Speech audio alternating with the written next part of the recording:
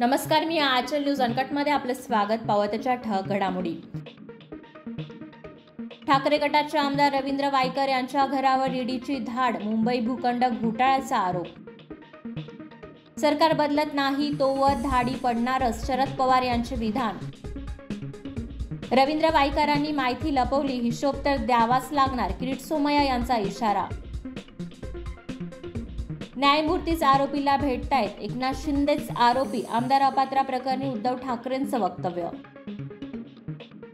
रत्नागिरी जिल्ह्यात अवकाळी पाऊस, आंबा काजू बागायतदारांच्या चिंता वाढल्या. बँक फसवणूक प्रकरणात ईडीने मुंबईसह गुजरातमध्ये 45.23 कोटींची मालमत्ता केली जप्त. फ्रान्सच्या पंतप्रधान एलिझाबेथ बॉर्न यांचा राजीनामा. इमिग्रेशनच्या मुद्द्यावरून वाढत्या राजकीय तणावामुळे राजीनामा.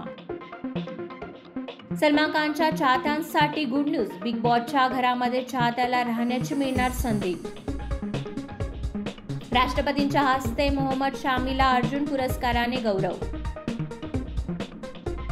आणि भारत आणि ऑस्ट्रेलियाच्या महिला क्रिकेट संघामध्ये तिसरा आणि निर्णायक सामना आज नवी मुंबईत खेळला जाणार. धन्यवाद.